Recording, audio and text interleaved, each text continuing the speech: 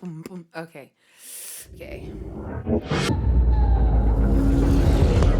This is Bridges for Music. My name is Onele Ntsabo, and this is the Bridges for Music podcast. This week, we have Monique Schiess.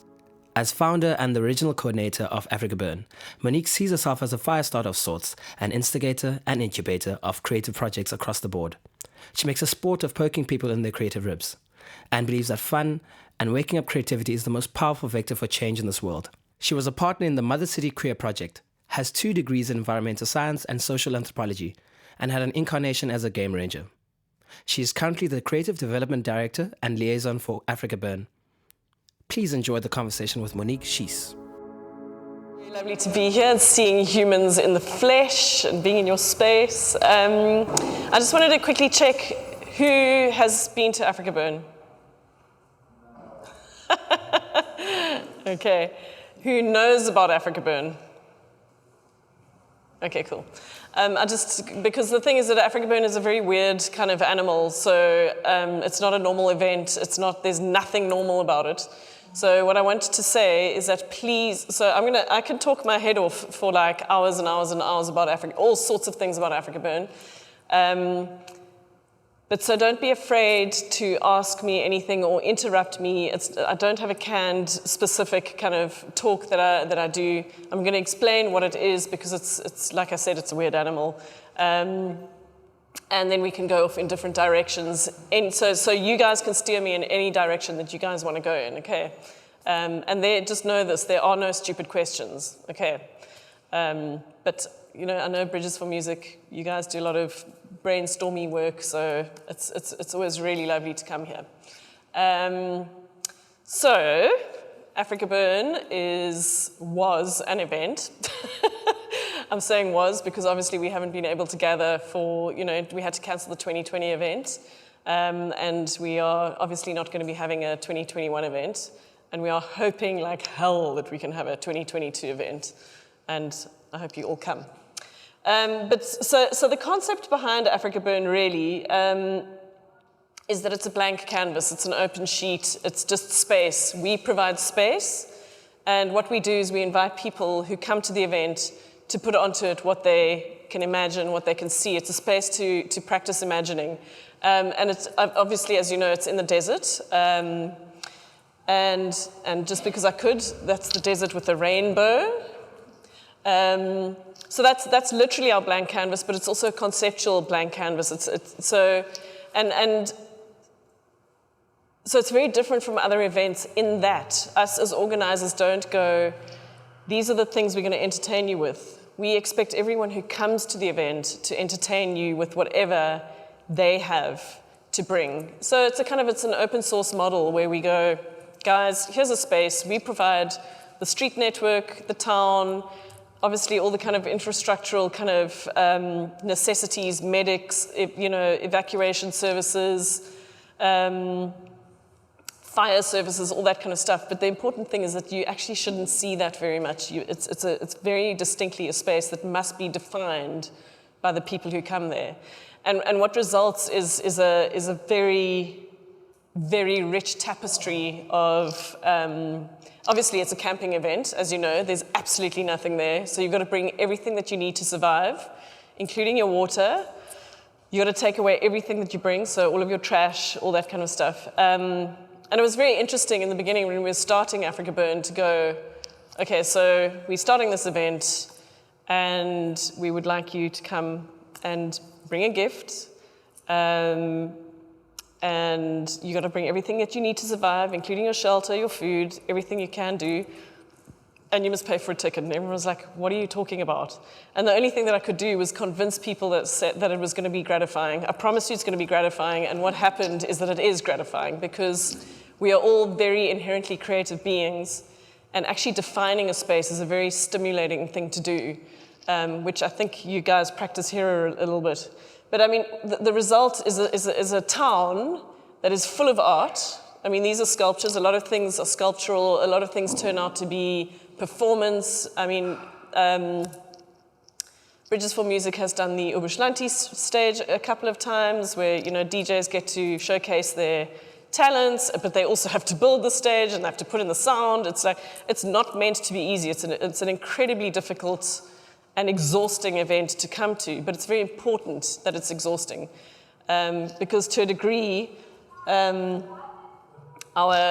lives in modern society are very kind of like scrolling and transactional and that kind of stuff. And this kind of space wakes up all sorts of stuff in you, especially when you're collaborating. And the collaboration part is so fundamental. It's really, really important.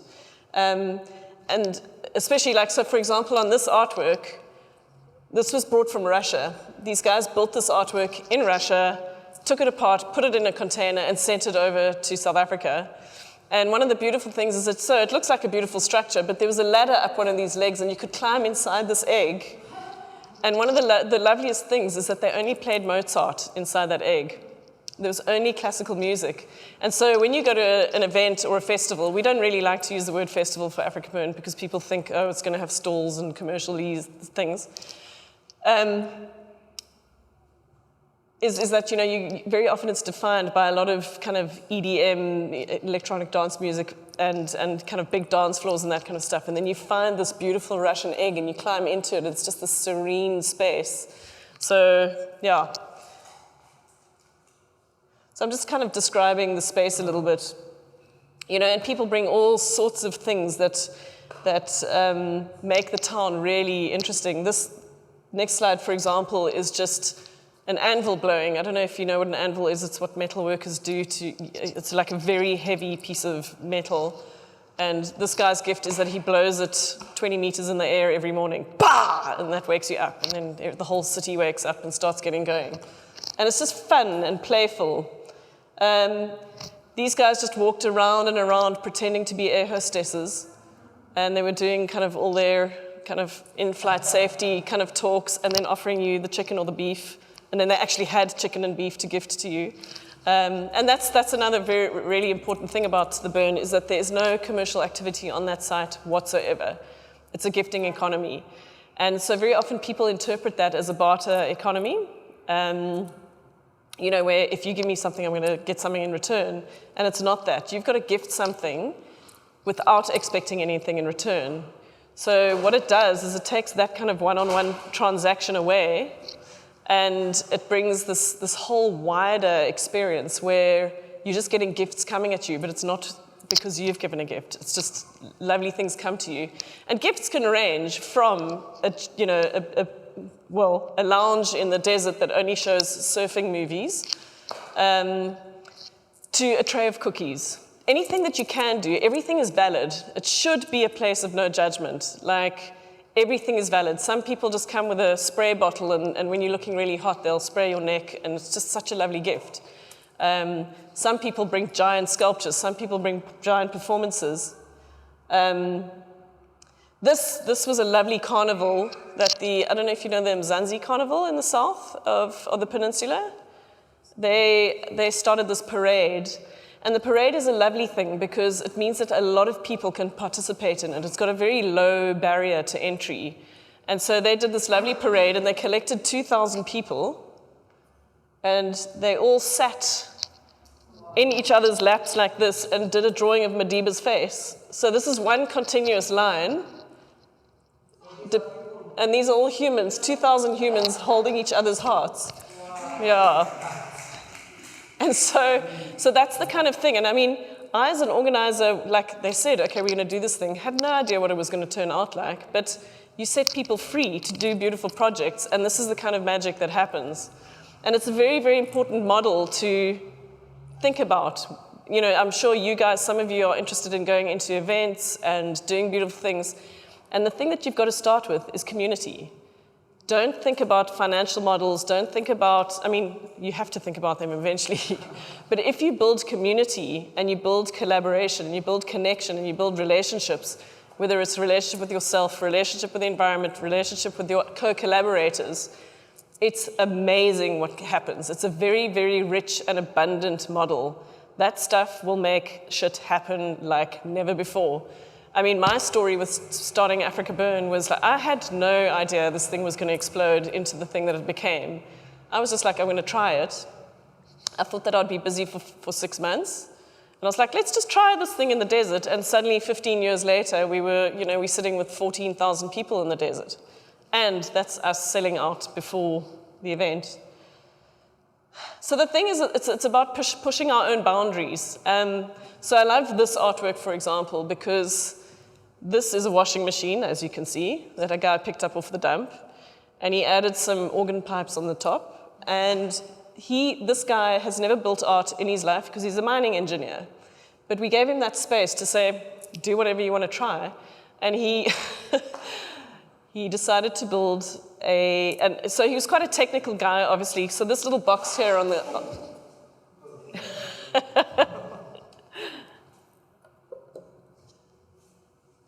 So that little box on the edge of the thing.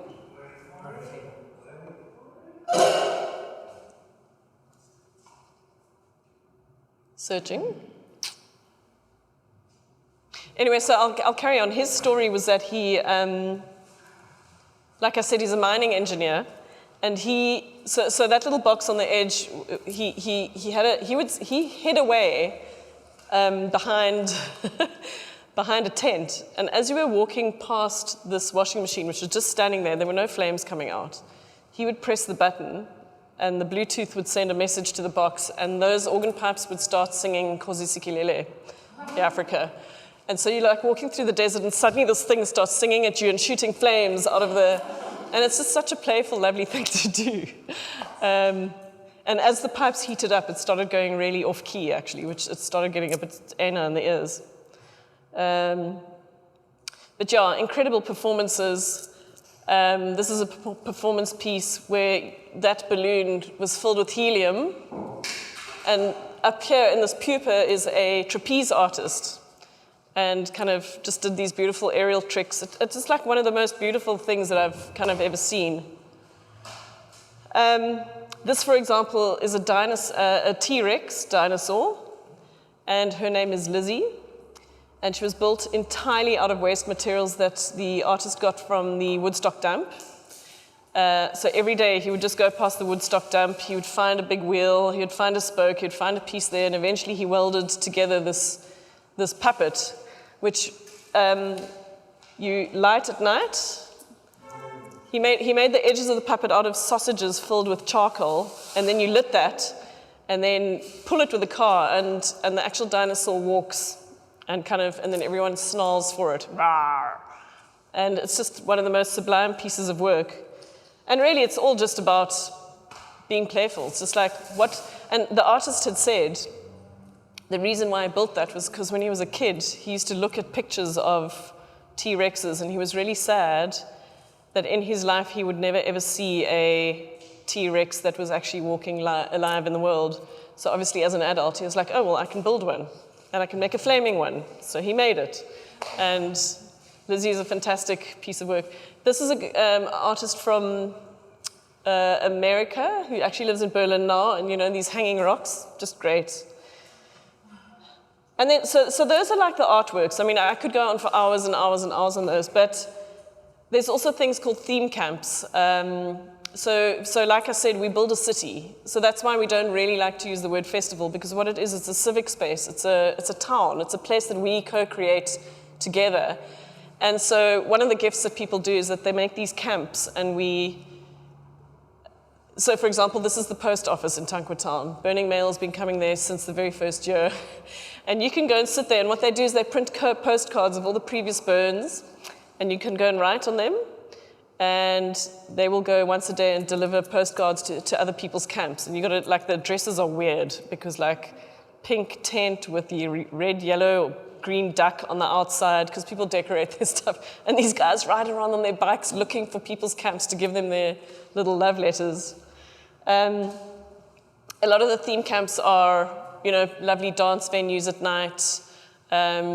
Some will gift pancakes, some will gift stew, some do massages, spas, there's a hairdresser, and it's all just a gift from ourselves. But it's really important to conceptualize of that space as a co-created city, a town. When do you become a city? After 10,000, I think. Once a town has got more than 10,000 people, and it's actually called a city. So yeah, and we've got 14,000 people. So I'm just going to tell you a little bit of the history of how it started. I don't know if anyone knows about Burning Man. You do? Okay. So basically, AfrikaBurn is a South African version of Burning Man, and Burning Man started in America, in San Francisco, back 30 years ago. And legend, so the burning of the man was just a symbol. It was an impulse by a guy who'd been dumped by his girlfriend. I mean, this is the legend that has it. He'd broken up with his partner. She already had a new man. He had his kids and his friend for the weekend, and they were like, let's just build an effigy of the new man and burn it on the beach. So they took it down to the beach and they burnt it, and everyone gathered around because it was such fun, and then it turned into a tradition. And they kept doing it over and over and over again, and then more people heard about this thing that happened on the beach, and more people came in and started gathering. So that's the first man on Baker Beach in America. And you can see how it grew, more and more people building the thing and pulling it up. And then eventually they had to end up in the desert because it was getting too big for the city. So the officials in San Francisco started shutting them down because obviously you can't burn a giant kind of wooden structure in an urban area. And so these guys called the cacophonists said, listen, we've been doing these zone trips out in the Nevada desert, join us. So that's how the kind of desert aspect of the burn started, which is fantastic because it's a very interesting space to be in, and not a lot of people go to deserts. And it's it really helps with that whole blank canvas thing, that whole, here's a blank slate for you, put onto it what you want. And the other really important thing is that it's really hard. So you're only going to get people who are committed coming there, you know. You're not going to, because the thing is that it is really hard, so you can't really have people who are not going to actually take care of themselves and learn how to survive out in the desert without them being committed. So, you know, we have these principles. So basically what happened at Burning Man is they started doing the thing, and then eventually they described what they were doing. And one of the principles is radical self-reliance. But if you take the desert, you take radical self-reliance, and you end up with 80,000 people in the desert. So that's Burning Man. It's an aerial shot of Burning Man, and they have 80 to 85,000 people in the desert for a week, and it's crazy. Yeah. So I'm just gonna. So basically, the ethos of what we do in Burns. There's. Did you have a question? The question I have is, have you been to a Burning Man? Yeah. Okay. So my story was that I mean my academic training is environmental science and social anthropology, and in fact I was working in land reform before I started AfrikaBurn. I mean, co-started AfrikaBurn.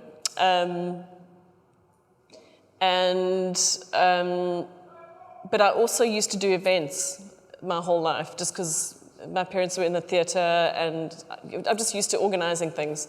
And so there was an event called the Mother City Queer Project in Cape Town. I don't know if it still exists. Anyway, I used to organize that for about 10 years while I was studying, etc. And then I stopped doing that in 2003. And in 2004, I ended up going to Burning Man for my first time. And I was like, there's an idea. But it sat here in my head for a couple of years. And I wrote, when I finished my thesis, I wrote down on a piece of paper, what should I do? And the one was like, do documentaries, and the next was start a burn in South Africa, and then there was a third, I can't remember what it was. And then I just got in contact with a whole lot of other people who were also interested in starting a burn, and then we worked together, because, you know, collaboration. So I'm just going to quickly take you through the principles very briefly. But these are basically our foundational guidelines. They're not commandments, they're not hard and fast rules, but they are the things that guide us and define these events that are so life-changing and so rich and so ridiculous. So the one is obviously radical self-reliance. You have to rely on yourself to do everything. And it's a very good skill in our lives to have anyway. And And what I love about the radical self-reliance is that, because a lot of people think that the art is a creative act and that the performance is a creative act, but surviving in the desert is also a creative act. Everything is creativity. It's not a separate thing. So learning up how to put up your shade and put pegs into this particular really hard ground is a whole other story. Participation. Like I was saying, everyone who comes to the event has got to define the event. So radical participation, whatever you do, you've got to come. You can volunteer for the organization, you can greet, you can work at the gate, you can sell ice. The only thing we sell, by the way, is ice. We'd love to gift it, but we can't because it's too expensive. But it's really important for mental health to have ice. But the participation part is so fundamentally important. Because A, you're defining that space, but also you are toiling and working hard next to each other. And there's nothing that builds bonds and self-esteem and joy as working hard next to each other. And it's a very interesting thing to constantly watch what happens with the burn. You see people getting together and starting to collaborate, and then they do a really big project, and then they get exhausted, and they don't ever want to do a project at AfrikaBurn again. But as they're leaving the desert, they start thinking about the next project. You know, you can't help it because it's so stimulating. Radical self-expression, it's similar to participation. You just got to do stuff that you've never done before. Or you do stuff that you do on a different level, in a different context, that kind of thing. Gifting, obviously, this is an entirely gift economy. There's absolutely no commercial activity on site. See, I mean, these girls just brought scones and tea out at 4 o'clock every afternoon. And you know, when you've been jolling for 5 days and someone brings you a scone with jam and cream on it is such a lovely gift.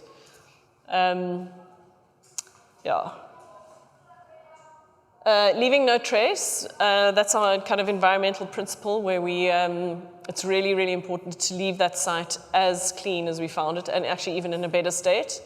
So after the event, we do line sweeps where people stand a meter apart and we walk through that entire desert and we pick up every last stompy, false eyelash, piece of glitter, absolutely every last thing. And you'll be amazed at what people lose. Decommodification, so that's really important as well, is that this is a non-commercial space. You know, we live in such a hyper-commercial world where everything's got a logo. Everyone's body is a logo, and you know, people, especially with influencers and that kind of thing. And it's really important to create a space where we are free from that, because it's really good for your imagination. The one thing about this event is that it's about practicing imagining. You just practice and practice, and it really gets the kind of those muscles running really well, because it's such an open and stimulating and hard environment that you can't do anything but actually be jolted alive by it. Then there's the principle of radical inclusion. So the top one over here is the one that was written by Burning Man. So anyone can be a part of AfrikaBurn. So we felt that it was quite important that within the South African context that we change the wording of that to be more appropriate for the radical history that we come from. I mean, look, it applies to America as well, but we felt that we couldn't utilize the first principle as it was, because nobody in this world, and particularly in this country, can be passive about integration. And we don't want to assume that people can just access the event. So we have all sorts of programs that are attached to this new principle. You know, and we felt that we needed to mention past, current, and systemic injustice, and say that we are working, we actively have programs to try and undo that. So, for example, we've got an Anati program, so our ticket price is the only money that we get in, and it's usually what our kind of budgeting process is we work out how much the event is going to cost, and we divvy it up by, okay, we're going to say, for argument's sake, have 14,000 people. We build in a bit of a contingency, and that's what the ticket price is going to be. But then we bump it up a little bit, and we make a certain amount available at a radically reduced rate, like 10% of the ticket price. And people, so if your barrier to entry is a financial one, you can apply for an Anati ticket. And that program has been rolling. And then also if it's not just a ticket price, we have access grants and welfare grants. So getting, actually enabling people to get there, enabling people to participate meaningfully in projects and that kind of stuff. So, and so we've got a whole lot of other programs that we are trying really hard to, if we are to be relevant in this world, you've got to deal with that. And so, yeah, that's an ongoing program, ongoing and very important. And yeah, if anyone has more ideas, we are always open to more ideas. Communal effort, that's kind of self-explanatory.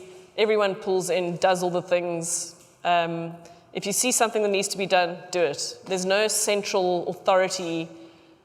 We do have our fingers on the pulse, and we do kind of provide some kind of structure. But mostly it's what we call a do-ocracy. If you see something that needs to be done, do it. Get to it, because this is your town. You define the space. Civic responsibility, we have to talk about, because very often AfrikaBurn can be interpreted as just a wild party.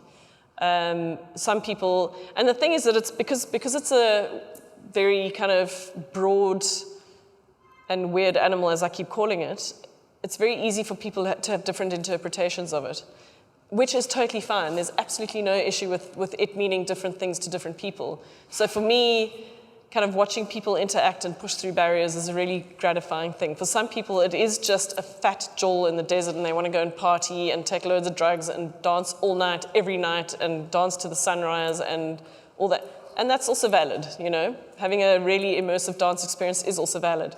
But very often people will interpret radical self-expression, their radical self-expression, as the most important compared to someone else's. So for example, and we always have this around sound installations, where you have giant sound systems that are playing a certain kind of music, and there's a pianist over there who wants to do a recital, and they're like, yeah, but this is my radical self-expression. And we're like, yeah, but your neighbor needs to express themselves too, and your music is drowning out their thing. So there's a constant negotiation, and that's where civic responsibility comes in, is that we do have to be responsible for the fact that we are a whole thing, and you cannot just play, trance music for like 72 hours non-stop at full blast. So that's civic responsibility. Each one teach one is a principle that AfrikaBurn specifically added, and that was because we were growing so rapidly that we felt that we were starting to lose the cultural knowledge of what it was, and people were starting to go, the organization should do that, the organization should do that. And what we really wanted people to understand is that it's up to everybody who does the burn to also educate other people around what it is, the ethos and the kind of cultural expression, etc. So each one teach one was added. And then we've got immediacy, which is quite obscure, but it's also, it's one of the results, is immediacy is kind of just that you are absolutely in that space, you're present. There's no mediating factors, yeah.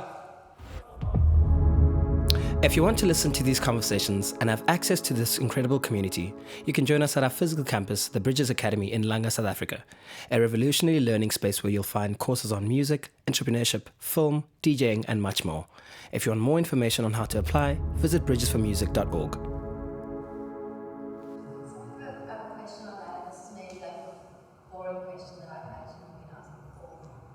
But the role of cell phones and photography and Instagram in creating us, in stopping us having an immediate effect, and almost turning something like AfrikaBurn, which is so beautiful, and creates such good profile pictures, but it suddenly becomes this product. I know. It's a very. We've had that discussion a hell of a lot.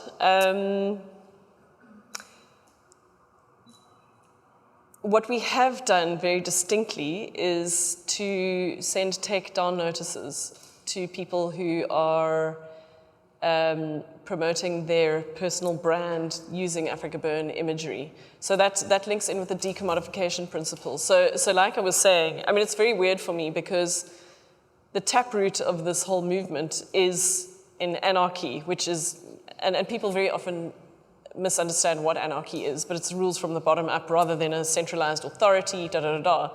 But in the age of the influencer and your body being a brand, etc., we've had to step in and go, you do not take AfrikaBurn and commercialize it. And if your brand is, me at the Burn doing this in my festy gear outfit, which is tagged that. So we sent, it's ridiculous. When we get back from the desert, we have to send 1 million takedown notices to people. We're like, sorry, these are the rules. And we have it printed on the ticket as well. So that's the one thing that we do. So what is the rule that they can't have AfrikaBurn? You cannot associate it with a commercial enterprise. Yeah. So that's why I wrote that on that form, is that,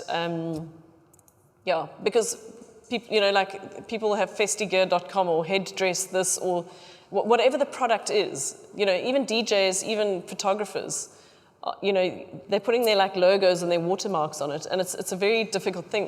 But it's supposed to be a gift. You mustn't promote your brand through AfrikaBurn. You will get recognition and you will get following, but it mustn't be in the default world scenario. But it is exhausting. I'll tell you, we've got a whole team working on it just after the event, and we also rely on our community to send us notices going, listen, these guys are actually doing this, doing that, and we've also got a Media Watch report every day. So they scan 1 million different servers and they'll send you a report and you'll see who is actually promoting products through the event. And really the thinking is the event is a gift. It's a gift from people's hearts. And why should someone be gifting a gorgeous piece of artwork and you're making money off it? No, absolutely not. You're going to be sullying the water. I don't know if that answers your question.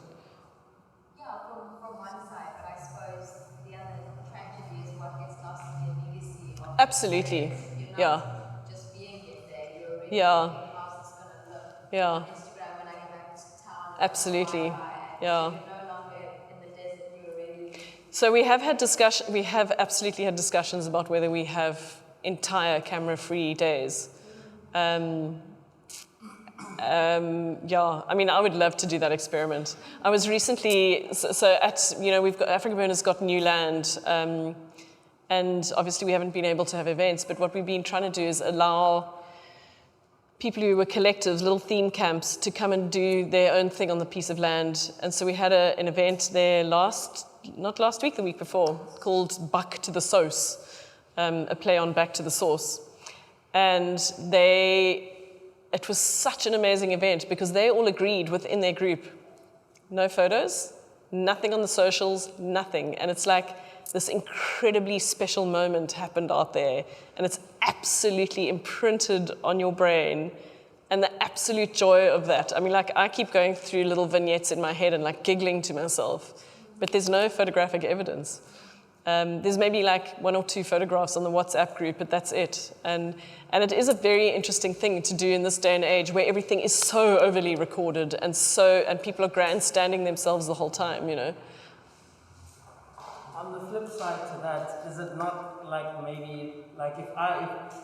in the age that we live in, seeing is believing? Yeah. Understanding the culture of Burn, you have to see a video or see a picture from Burn to be able to fall in love with the concept. Yeah. So it's a catch-22 in a sort, because yes, you having your phone, but it's on flight mode because there's no network. But you being able to capture a moment which you can't see again or replay in your head as vividly or as clearly as you can if you capture on your phone. So look, I do like capturing moments. I really do. I agree with you. It is a catch-22. And also, photography is also an art. And there are such incredible photos. You're looking at photos from that. But it has changed from the how easy it is now with the phone, compared to the actual registered photographers who've signed agreements about the usage and about logos and all that kind of stuff. to kind of the open source model, which is everyone has one.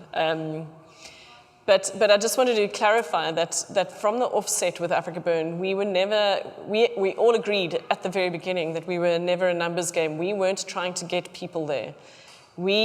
So when we started, I did a lot of public talks about what the concept was, and people who they leapt. It was just a faith thing. They're just like, sounds interesting, I'm gonna give it a try.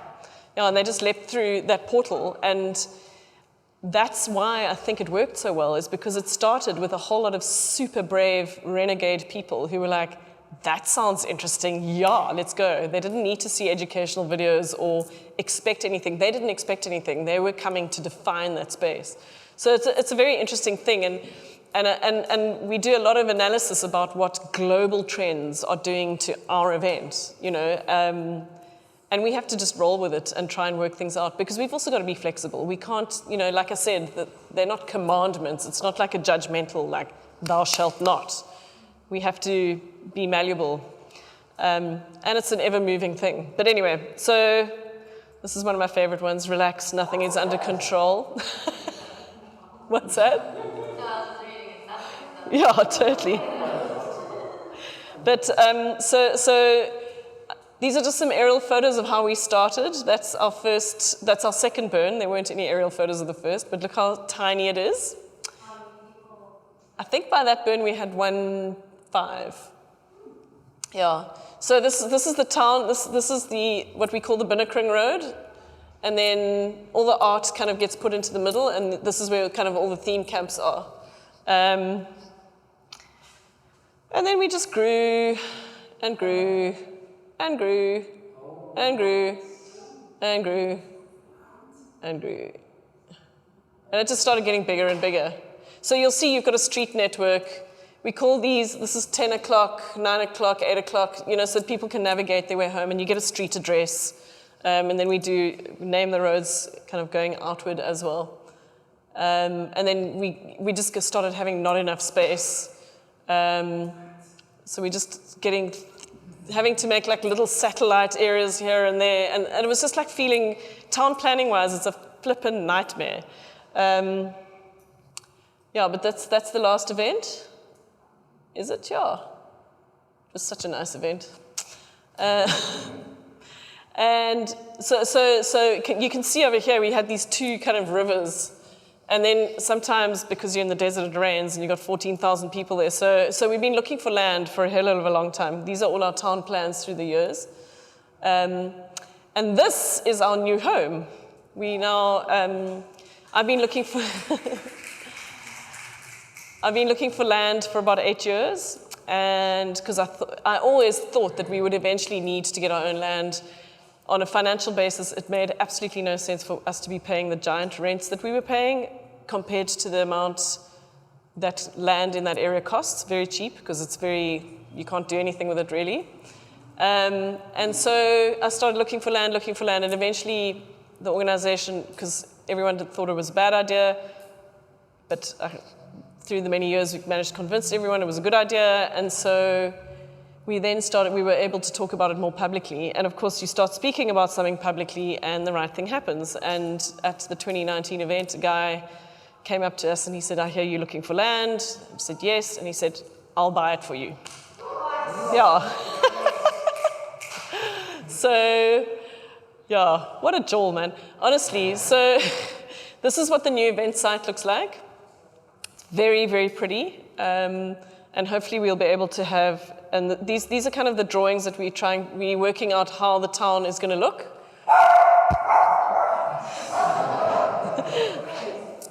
That's what the town's going to look like one day when we can have a burn again. And so all these are all just imagining how people move through the space, and kind of thinking about urban studies and a lovely Ramblas, what's going to be a space that lends itself to more performance pieces. Because we've got a much bigger space now, we're going to be able to have a lot more people if we are ever able to gather again. So it's a very, very exciting project. Yeah. So, I can carry on talking, but we've only got another half an hour left. But I just wanted to say one of the key things... What's that? Okay, cool. One of the key things about AfrikaBurn, which can be lost very distinctly in our... there's AfrikaBurn, and then there's what we call the default world, which is normal life. So whenever I refer to default world, it's about... Because what we do at AfrikaBurn essentially is we create a different world. We're imagining the world in a different way. And we're also practicing doing that world in a different way. And we don't get it down perfectly. It's a work in progress, always a work in progress.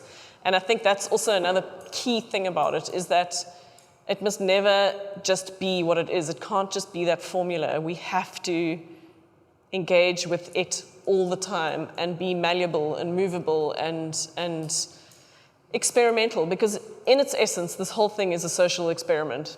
And if we don't keep experimenting and keeping it in movement, for me personally, I don't see what the point is. But anyway, one of the key elements that kind of goes away out of our lives in the default world that is so very serious is the element of play. And play is such an important impulse, and especially with adults. And I've seen a lot of kids watching their parents have a total jolt, like dressing up, doing silly things, making art cars. I mean, you guys know about art cars? They're called mutated vehicles. So the MVs are called mutant vehicles, and basically you take vehicles and turn them into something other than a vehicle. So like that's just a little monster that drives through the desert. And you get lots of different ones, but that play impulse is so important. This is a dome where they had Disney sing-alongs all day. And I mean, you want to see adults having a jolt, they go and sing Disney songs, and then they alter them as well. It was ridiculous. Tennis courts, and then also the work thing. The work is so important. You know, everyone really working hard. It's not a service space. No one is supposed to come and outsource work. You've all got to learn how to put up a piece of scaff, dig a hole,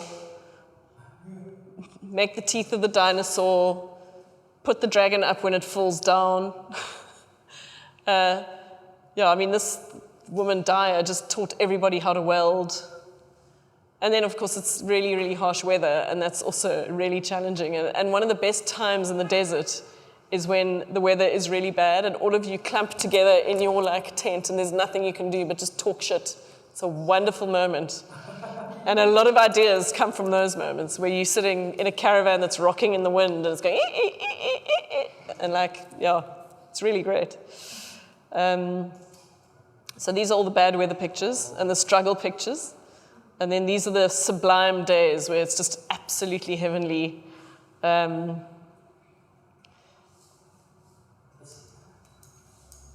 one of the things I love about it is that, okay, so this is also a vehicle. It's just a giant snail. So there's a little car inside here, and you see there's this little hole that you can look out to drive. So there's just a big giant snail that cruises across. That's my car. It's called the Armadillo. I actually built it so that I could drive my mom around the burn. So she sits up here. She's 83 and she loves it. This is a Rhino. You can see it's got a whole DJ rig on the top and plays beautiful music. In fact, the guy who owns that Rhino bought the Rhino car, bought the land for us. And then this guy made a Bugatti out of waste material. And then that's just a giant hamster wheel where people walk in those wheels and travel where they wanted to go. And this is a car made out of, it's driven by a steam engine. And then this actually, so these were 3 giant princesses, and inside here is a quad bike. So you just see all these big dresses walking through the desert, but actually it was motorized. And then, one day all the mutant vehicles get together and they play polo. Anyway, so it's just a lot of fun, a hell of a lot of fun. And then the next slide that I have is about the next series of slides is around certain artworks. And this is obviously like a really big gift, a really big, charismatic artwork. This was a piece called Subterrifuge. So the biggest spire was 30 meters tall. And the reason why I include this is because it's a story of, so basically the the artist really wanted to make a statement against fracking in the Karoo. I don't know if you know what fracking is. It's the kind of the gas fracking where they drill down into the ground and shatter the shale so that it releases gas, and it's a very destructive and horrible process. It ruins the environment. Anyway, and they were wanting to do fracking in the Karoo. Anyway, so he was like, I'm going to do an artwork that shows the violation that they're intending to put into the ground, but above the ground. And he's a color guy in the movie industry, so he matched the color of those things to look like the desert. But this is the thing, is ideas have to start somewhere, and then my friend Mark Thomas, who's done a lot of artworks at the Burn, he always says, if you can draw it, you can make it. And that's really important, is to start sketching out ideas. You've got to start talking. You've got to give those ideas oxygen. And some of the artworks we've had, for me, there was an artwork idea that I had in 2010, and it only ended up happening in 2016. But if you've got that little sketch on your wall, and every time you think about it, you add a little thing, and it just starts growing. It's like growing a snowball. Anyway, so this is Nathan matching the color against the sky, so he picked the right colors. And then eventually, they just built these incredibly giant spires, and we never have enough money. So you work out where are waste products, because no one wants to use clean materials. Like, that's just rude.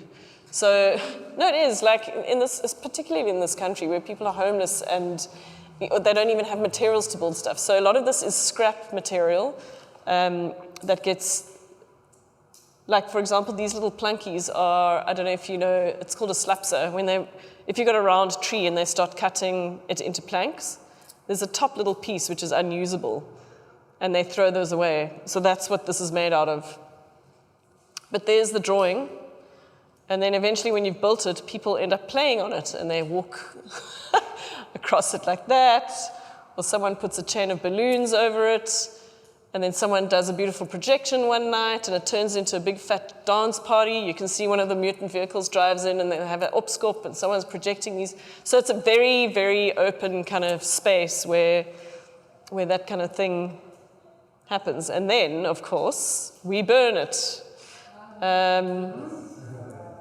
And sometimes people get really disturbed about the burning, but I do want to say that these things are not built to last, because that thing, if we hadn't burnt it, would have fallen over in about 3 weeks' time.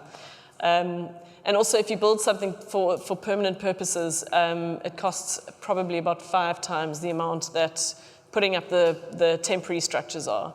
And so they're very large but very hollow structures, and they burn pretty quickly. And it's a very beautiful moment to build this beautiful thing and then to release it. And so these days we try to incentivize people to not burn as much. So they have to motivate to us that it's a really important part of the artwork to burn. So, yeah. And then these are the previous clans. We always have a central effigy, which we burn. That AfrikaBurn, this is our kind of like, I don't want to use the word logo, but it's our signifier. It's a sculptural representation of a sand rock painting of a group of people moving in the same direction. And every year we get, there's a First Peoples camp at AfrikaBurn, and they do storytelling and ceremony and stuff like that, and then they usually come and they do ceremony, and then they light that piece. Sorry, where does this all happen? This happens on that site. Oh, in Tankwa, Karoo. So it's like how many hour drive from here? So it's about 350 kilometers from here. If you go northeast-ish. So if here's the west coast, here's the Cedarburg, and the desert is over here. And so the closest town, it's on a road between Ceres and Calvinia. And it's very, very remote. There's not a lot there. So Are those towns ever skis? Because I wouldn't know where they are. Are those towns? Those towns, are they all skis or something? Ceres is where all the fruit is grown. Is it within the Western Cape or the Northern Cape? We are just in the Western Cape. We used this for the last 14 years. We've been in the Northern Cape, but only 5 kilometers into the Northern Cape. Now, because we've moved, we are about 15 k's away from the Northern Cape border. But we are in the Western Cape now, but only just, yeah.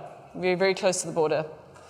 So it's like when you go there, it's like the last petrol station, and you go there, you don't get petrol at that petrol station, you're going to be screwed. It's really, you're going for a long time. Yeah. This was an amazing thing. They built this moth on top of a scissor lift, so it would go up and down. It was very, very pretty. And that's a lovely collaboration between construction people and then techie people who know how to sequence LEDs and do all sorts of tricks and then make it respond with. And it's great to watch these people who've never done this before work it out. And what we also do is at our offices in Salt River, if there's some kind of clever expert who has got a trick on how to sequence LEDs and blah, blah, blah, we'll usually ask them to do a workshop, and then everyone else comes and learns how to do it. And it's a very abundant model. It's just like, it's basically the gift is not just there, the gift is in town as well. And I mean, look how similar the drawing is to the end product. I mean, that's a shell that, covered mostly in fabric. Anyway, I'm just going to push through these. This was the one artwork where, the one that I said I thought of in 2010. So I wanted to take the image of people dancing in a circle and build it into a structure. And so we had that drawing. And then we made, so this is our actual signifier / logo. And then we separated it into different versions of that. And then we cut them out. And then we cut them out in rubber, and then we sculpted them into what we thought would be a nice version of the sculpture. And then we scanned it with an iPad, and then you get that drawing out of it. And then you just get someone to digitally clean it up, and then we did construction drawings from that. And the thing is, so these little sections over here, because we never really have a lot of money, so we were like, we can't get heavy lifting equipment, so we must have units that can be carried by 2 people. Because very often you need like heavy equipment to pull a giant structure up. So what we did was we made them small enough to be able to use them like bricks. And so it's, you can always find solutions to doing what you need to do. So that's the construction of that piece. And we did it with one tiny little cherry picker. Yes, sorry. I wanted to ask, so how long does it take to construct all of these things? Yeah. And do people actually come on the actual date of the event and start making these things, or do they come prior? So these large pieces usually take about a month to build. And so this, for example, has to be ready before the start of the event. So we have crew on site for I usually get onto site 6 weeks before the event to start laying out the city.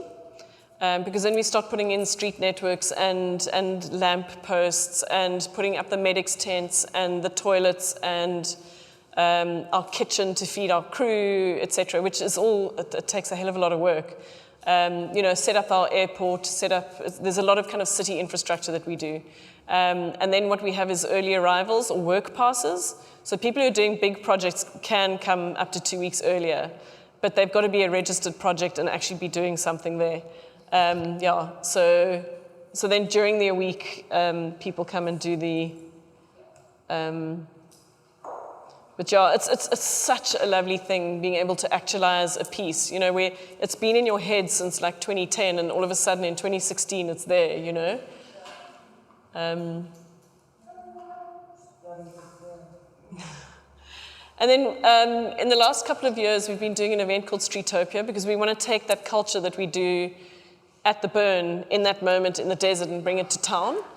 And so for a day, we take over the streets of Observatory and just slam it full of creative projects. And we use the burn community to do it, and everyone jumps in, and it's the same process as AfrikaBurn. We're like, guys, we are closing the streets, we're putting up some art, you guys come and populate it. And people who've never been to the burn come and they do sound stages, and they do workshops, and we challenged all the shops in town. I know this is changing itself, that's great. To do, to gift something as well. So like the local bakery, they're still selling products, but they'll do a big tray of cookies. And then we've also got the Streetopia Legacy Project, which is to leave art in that space. So we targeted Observatory specifically because that's where our office was, and started funding murals, light projects, everything that kind of lights the street up, because that's very often where it kind of gets dingy and dangerous at night. So art lights and murals and performance pieces, and it's a hell of a lot of fun. And what it's done also in terms of that kind of diversity thing, it's taken people who've never heard of the Burn and gone, hey, what's this nice thing that you're doing? And people have started kind of coming and getting involved. But we very often take the artworks that are at the Burn and we put them on the village green. Everyone comes and has a wonderful time. Someone will offer gifts of driving people around on their tuk-tuks. Someone will just put up a ping pong table in the middle of the street. And in fact, we wanted to do one here on, what's your road called? King Lala, okay, thanks. Before we shut down, it was in the pipeline to do one here. Yeah, a Streetopia, yeah. So next year when we can gather again. So this is our new land. This was the first people's camp who came to bless all of the springs, and they went into trance and they spoke to the land. And we are doing a hell of a lot of work with them to come and engage very deeply with that space and around access and histories of dispossession and current dispossession, which is a thing that we're taking super seriously. We also, that land has been very extractively farmed for many years, so it's very ecologically messed up. So we're doing eco-restoration projects there now. And we started with our first one. Sipho and Lihle were there last, yeah. Hey? Just a couple of weeks ago, yeah. Yeah, yes, it was fun. Oh my God, 62 people, and that was all. But what a joy, yeah. And everyone was planting trees and setting up the garden, and then there was a DJ in the afternoon, and then we were Joel in the afternoon, and then we work in the morning again. And it was just such fun. But this is our new space. So it's very, very exciting. And I can't wait to have a lot of people there again. So there you can see that's the gardening happening at the first eco trip. And it's very kind of based on kind of environmental awareness, etc. And this is a talk on all the birds. And that was an artwork that got built. Yeah, so we've got a lot of different little projects happening. But I think I'm going to stop talking there and see if anyone's got questions. Oh, this is one of my favorite things, sorry. After the longest event and you're exhausted and whatever, and this like string quartet comes and wakes you up in the morning by playing a lovely classical music by your tent. It's just such a lovely gift. But yeah, that is one of the things that we have instituted. I know you guys are probably into doof music, but we...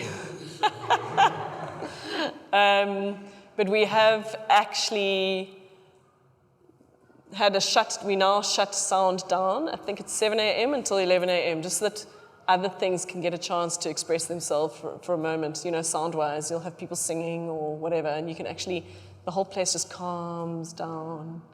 And then when the first track starts, it's a joy again. It's quite like yeah. Are there any questions? I'm just going to flip through all the rest of the photos. Yes.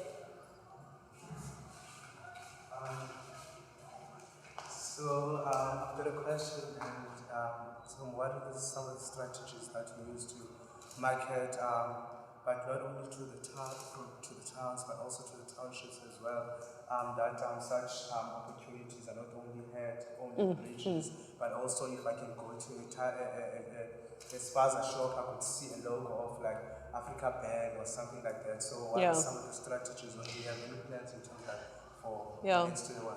Yeah, it's a very good question.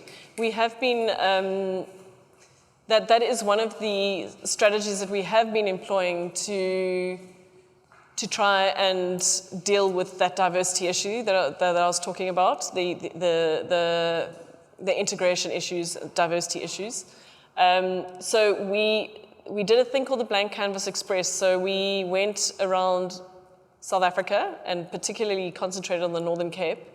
And we found art centers in like Kuruman and Uppington and Kimberley and Richmond, and so places that would never really have access. And we took some of our creative crews along, and we would do kind of talks like this, but also creative activations, so artists' workshops, performance workshops, and that kind of thing.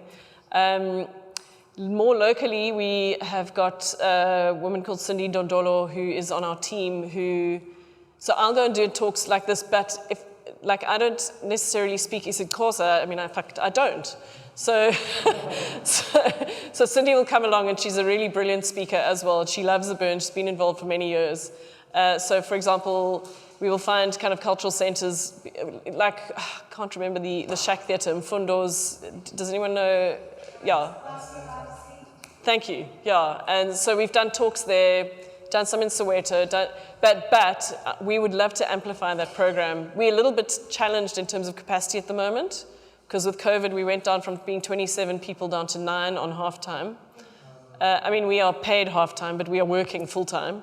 But, so, yeah, but it's a great question, because we really want to amplify that.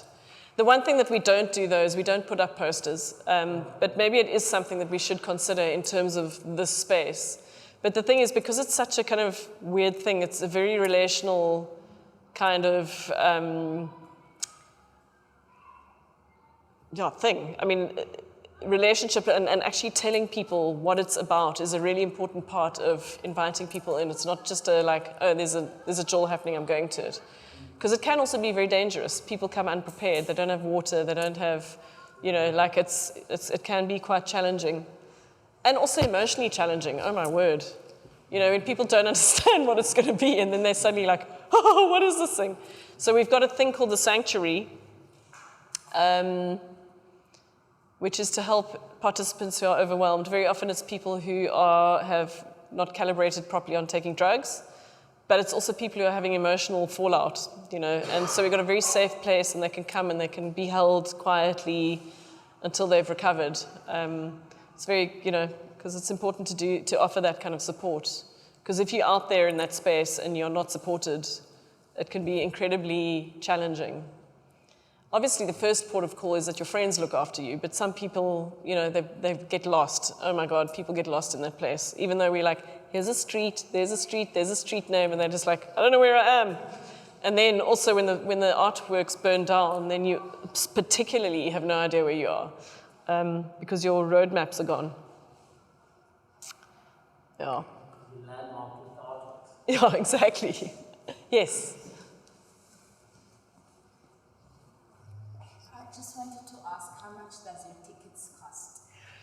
So, at the last event, they cost 1,800 per ticket. We have no idea what they're going to cost into the future, because we don't know what it's going to take to be able to get our team back up and also on the new site. So I have no idea what the ticket's going to cost. But the Anati tickets were 180 Rand a ticket for 7 days. So it's more or less in that area. I suspect for our next event, we are going to it's going to be slightly more expensive. But what we do is we have a tiered system. So there's an expensive ticket for those, and we appeal to people to buy a ticket at the price that they can afford. And very often, especially foreigners, because foreigners love AfrikaBurn. In fact, at the last event, we had 47% foreigners. And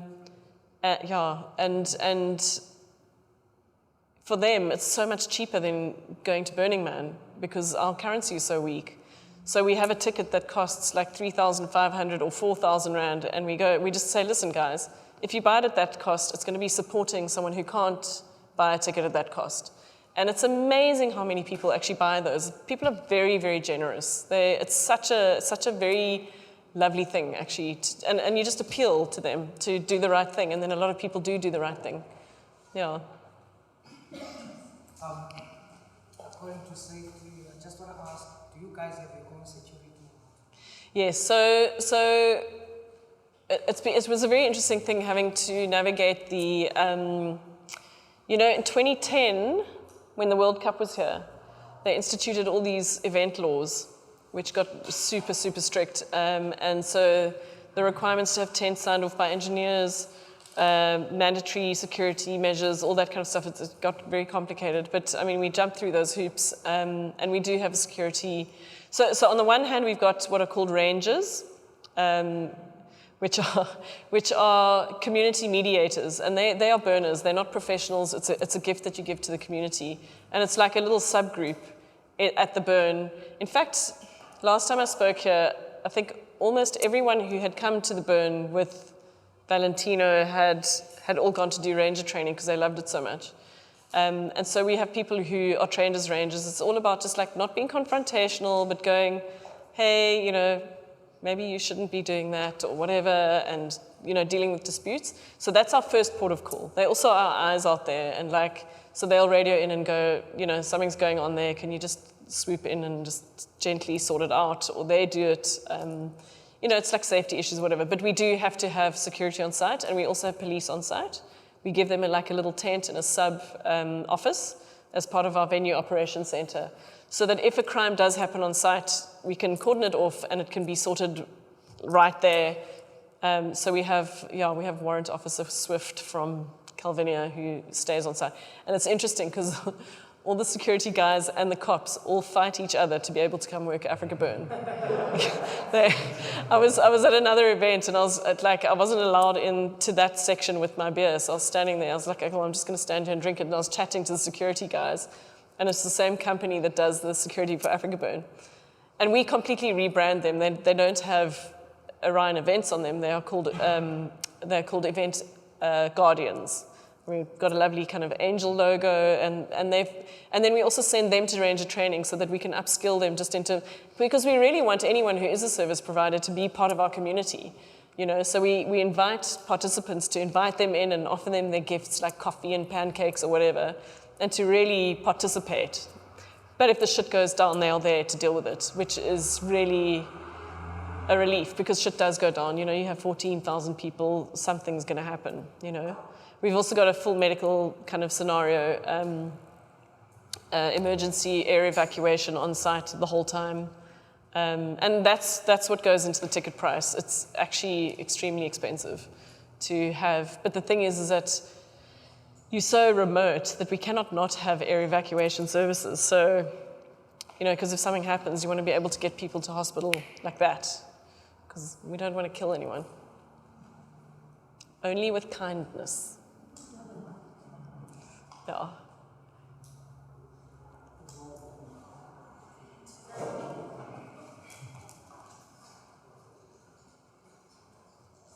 No more questions?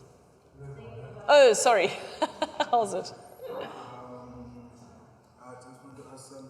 Do you know the event goes by the name of Ilukuluku? So that's not an event, that's an artwork.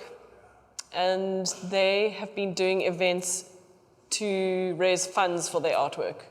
So he's been doing a lot of, what happens is you get a lot of creative, we call them creative collectives, and then they'll start doing fundraisers, anything. And I mean, Ilukuluku has done so many different fundraisers, from doing paint-a-thons to dance events to this kind of thing, that kind of workshop, whatever. So yeah, it's a proposal for a beautiful artwork, which one day hopefully will come to the burn. Yeah, have you been involved with them? No, I just wanted to ask, what is the relationship with African, because on some other posters, all African, Yeah, so Ilukuluku is a project that is coming to AfrikaBurn.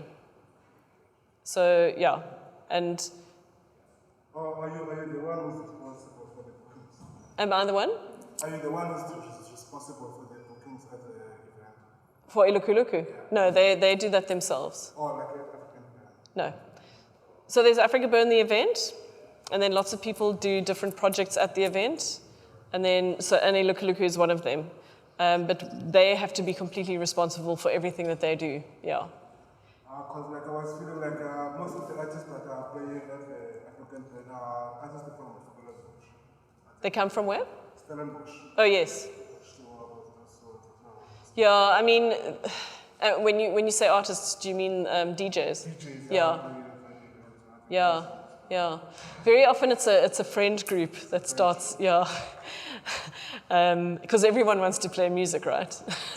And then people start fighting for slots. So if your friend is doing an artwork and you say, can I play at your artwork? And then, do you want to play with the Luku Luku? Yeah. Okay. Because some other friend of mine is like a Streetopia event that Who was your friend? Vili and Lion Tito Sessions. Okay. They played like at Streetopia. Yeah. But some other guys like Precious and Tim Chubuvish, like they play at AfrikaBurn, and I never saw them like playing like so like I think Yeah, yeah. You've just got to hustle to try and get in there. It's all about the relationship. You've got to like go and present yourself over and over and over again. Also, another trick is to volunteer on their work days. And then the moment you start volunteering on the artwork, they start going, oh, that's nice. And you play the music while you're working together. And then they're like, don't you want to play on the dance floor? You know. But it's a very organic process. It's not very structured. But yeah, there's a lot of different opportunities because a lot of people have, there's either music sound systems on an artwork or sound system on a car or a sound system on a dance floor. I mean, it's crazy. But most of the DJs that I know who've gotten gigs while at AfrikaBurn have just hustled and hustled and hustled. I don't know if that helps, I'm sorry. I'm